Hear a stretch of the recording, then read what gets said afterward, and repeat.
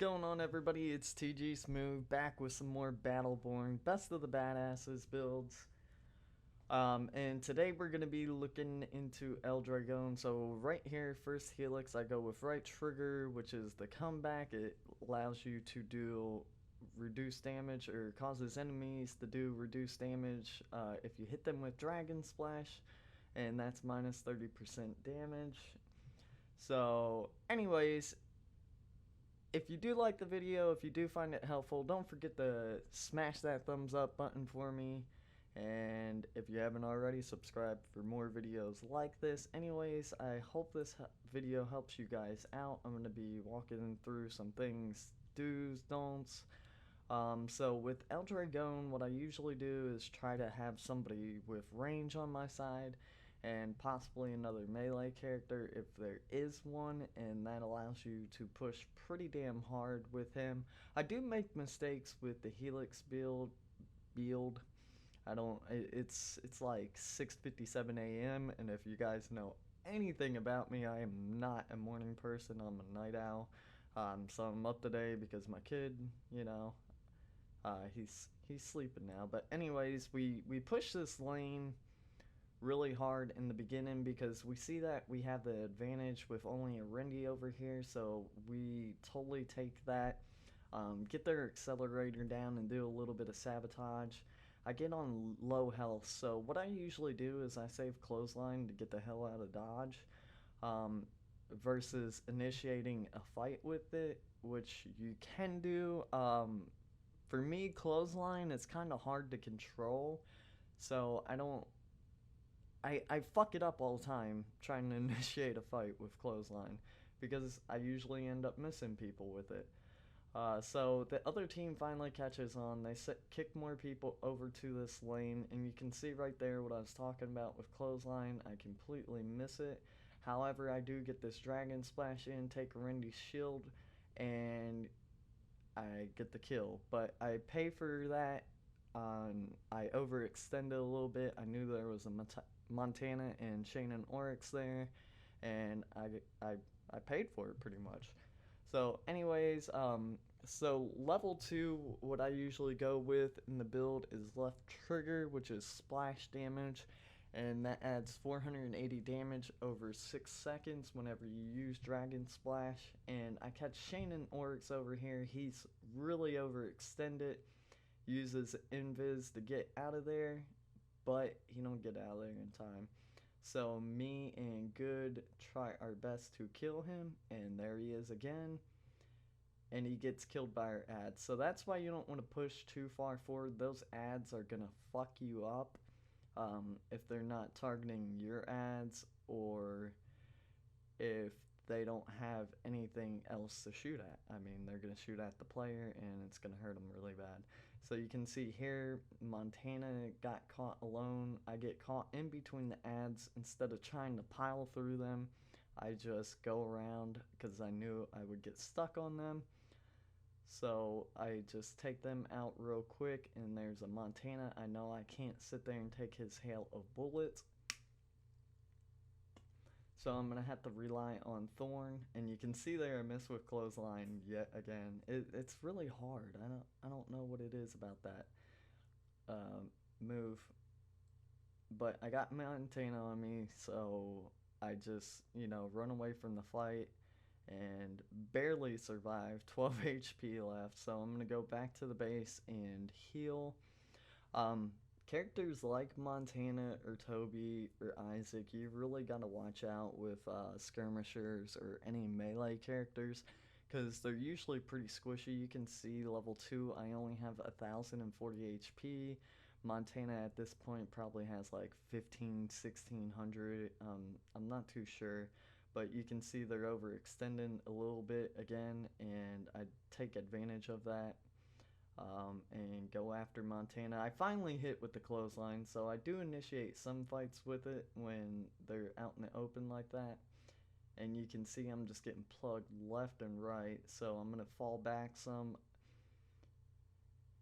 and help out with this Rendy. She don't know I'm there, so I'm going to take advantage of this. And she's preoccupied with Thorn anyways, So level 3 now. Now level 3 is where I think I messed up on this build. I choose right trigger, which is a melee finisher. No, I went with the right build. Holy crap. So Eldragon's clap attack is accompanied by a powerful shockwave if you choose the left trigger, and it gives it plus 100% attack range.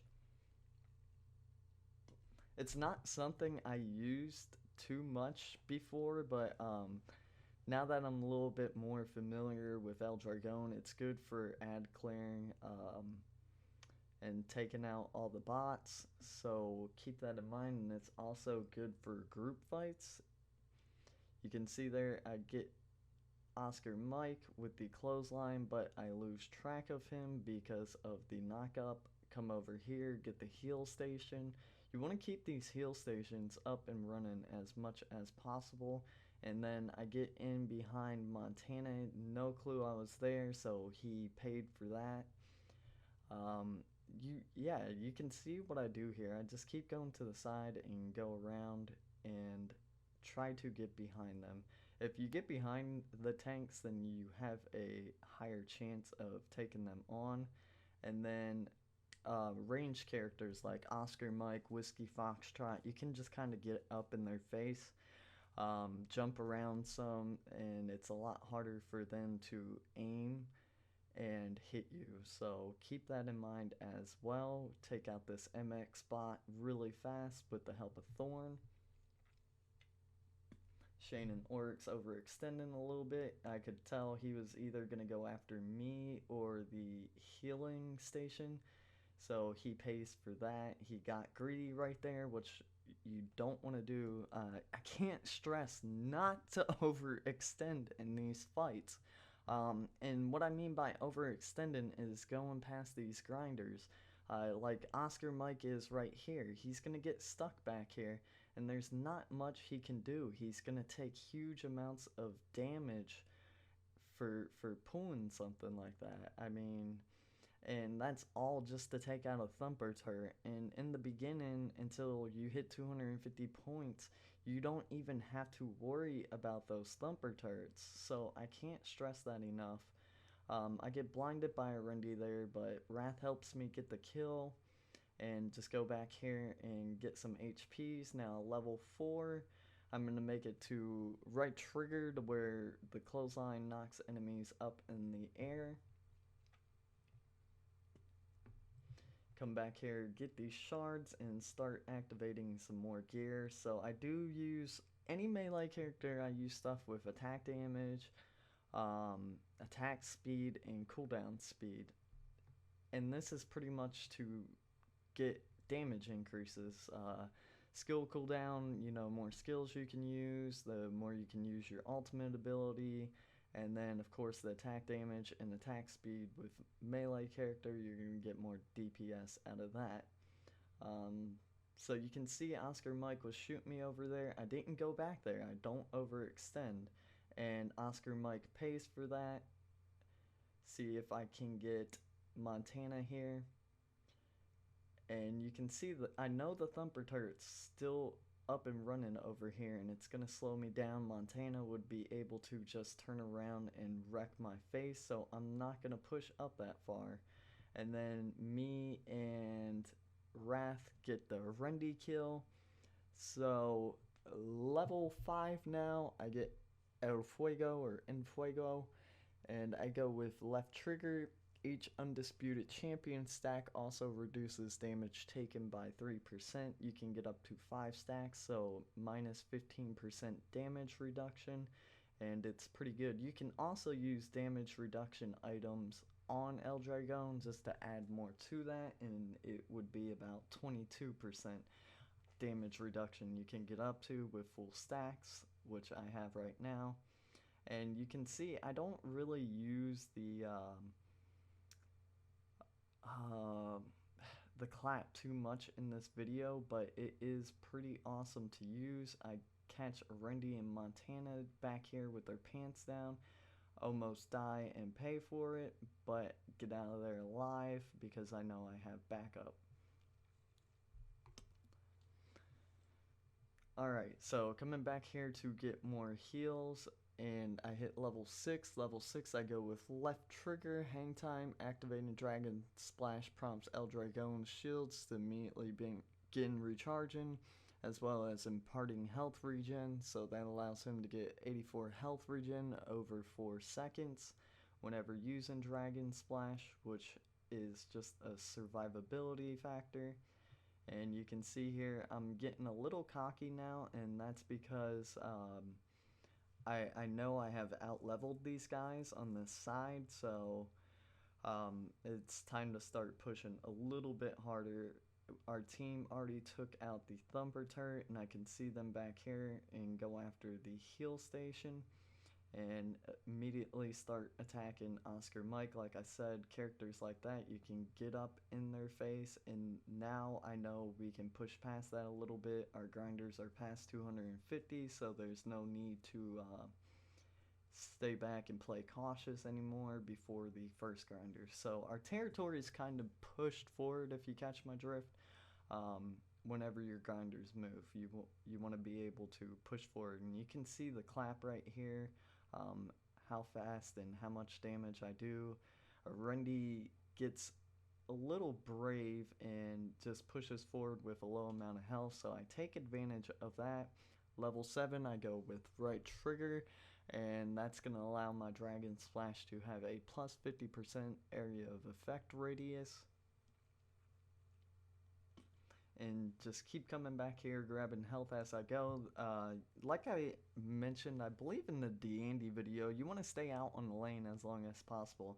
So that's, especially in Meltdown, that means utilizing your heal station and stuff like that. Getting in behind enemies, you can see here, I pop my Dragon Splash behind Montana while my team chases him back, and he falls right into it in my attacks, and he pays for it. I get the assist, and I see Goods pushing those ads, so I'm going to go switch sides again and get these ads over here. I see an MX bot coming, so bam, Dragon Splash on them. I missed the bigger one, but I can sit there and use my clap attack. I get stuck on my ads right there, which is no good, but I have the overshield, so I know I can stay out a little bit longer. And Shane and Oryx is going to get brave here. He thinks that MX bot is going to be hitting me, so he pays for that. Bam! I have enough health still, and I take out the MX bot. Montana is just shooting the back of it, so I don't have to worry about him. And then I can immediately use Clothesline and get out of there, get a little bit of HP, my shield's recharged, and level up. So level 8, I go with right trigger. Enemies struck by dropkick suffer increased damage for a short time. I really don't use dropkick. I should utilize it more, but I do not. And you can see here, I try to take on Montana, and I know I can't win that fight, so I use Clothesline to get out of there, hide in the corner, get some HPs. But that lets them get some ads through because I wasn't focused on the ads, which I should have been. So that was my mistake right there. But do keep in mind that if you're running and you use the offhand melee, which I believe is left trigger, then you'll do a drop kick. If you hit them with a drop kick, then you get 16% damage amplification on them. I could have used it right here on the Shane and Oryx, but I did not. And he gets caught between our ads, and I'm going to go back here just to harass Montana. See, I see that he's level 4, so I know we have them severely out-leveled at this point in the match, and there's not a whole lot they can do. Go around, get behind Montana, and then I'm going to activate Dragon Splash right here. I was hoping he would fall back into it, but I get caught in the ads and he stuns me, so I pay for that. And try to chase him down, but I don't get to him in time. So switching sides again, I'm just going to go over here, see what's going on, see if this side needs my help. and I see that they don't, so I immediately go back to my side. Like I said before, you want to keep constantly switching sides and helping your teammates out. You just don't want to stick to one lane. They're going to adapt to you, they're going to switch players and kill and use the players whoever would be able to take you out. I Dragon Splash Oscar Mike and Shane and Oryx right there. Use the clothesline to get behind them, and then come back here and harass Montana again. And I see that Shane and Oryx is coming as well, so I know that's a 2v1 fight that I can't handle. I fall back a little bit, maybe make them think that I'm going away, upgrade the turret for some additional support, come over here, get Oscar Mike again, hit him with the clothesline, knock him up, and finish him off. So I am doing a lot better with the clothesline than what I initially believed I did in this match. This is my first time rewatching it and doing commentary, and I end up going 12, 1, 5 assists, 22 minion kills, 11 objectives escorted to the grinders, and a score of 29, which is the highest out of everybody. So there you have it. I hope you enjoyed the video.